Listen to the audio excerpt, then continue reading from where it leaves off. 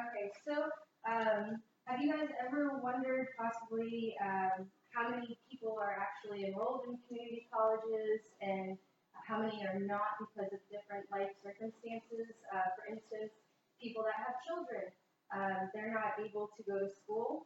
Surprisingly, the White House actually wrote on their website that the 30th fastest growing occupations, half of them actually require for secondary education. So that means that you do have to go to community college to try to get a good job to actually move forward with your life and actually have a source of income that's reliable. And so Blinn campuses, as of right now, don't currently offer any kind of daycare service for the non-traditional students. And I don't think that they need to. I think that they should actually be required to have a daycare on all campuses so that all students are able to go to school, and it would actually benefit the community as well because the higher education rates would go up. And with many students being non-traditional, community colleges must develop systems of efficiency and up-to-date training to meet these students' needs. That was stated by Elaine Ellie on a website called Eric, and from that statement, I was able to strongly agree with her that, I myself had to go to school and I failed 3 of my classes because I did not have anybody to watch my son while I had to go take my finals, and it made me fail my 3 classes. And this is a little demonstration of how I felt because of that.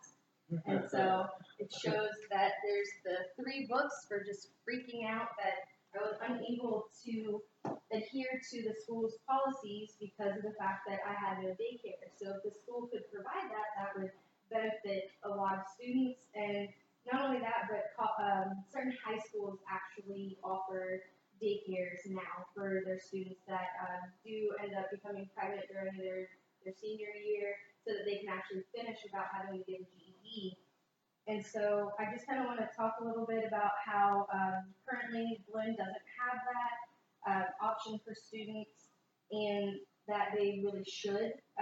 Students needing observation hours, it's hard for them to find those. I myself had to take some observation hours, and finding a daycare that will allow a stranger to come in and watch other people's children just to see what they're doing, they're not very accepting of it. So uh, and that's one reason. And even President Obama stated having a strong emphasis on making community college stronger ensures that there are gateways to economical prosperity and educational opportunities for millions of Americans each year. So that means that schools having a daycare would actually benefit everybody, and even the President of the United States agrees to that. Once again, Elaine Ellie stated in her article, Eric, that non-traditional students are making up the majority of secondary schools, and the average age is 25 or older, who either returning part-time or full-time, and that they must balance employment, family, financial obligations, which all of those different factors that traditional students don't have, it puts those non-traditional parents at risk where they would, for instance, like myself, not be able to go to take their final, and they would end up failing class. And we need to actually help and benefit because it would benefit us all. The WhiteHouse.com once again says that more than half college students graduate in 6 years, while low-income parents, non-traditional students, only 25% of them actually are able to graduate with the degree that they're going for. And so, once again, the daycares will actually raise that percentage hopefully to 100%. We would really like to have everybody graduate and have some kind of secondary education. And the students will actually benefit as well because they'll have the on-site observation hours they can complete without having to travel to and from, finding a different location, all of the complications that just come with the extra hours they have to do outside of class. So once again, Blinn campuses should be required to have a daycare so that it's in the best interest of all students, and they'll be able to have a higher success rate without a fear of failure.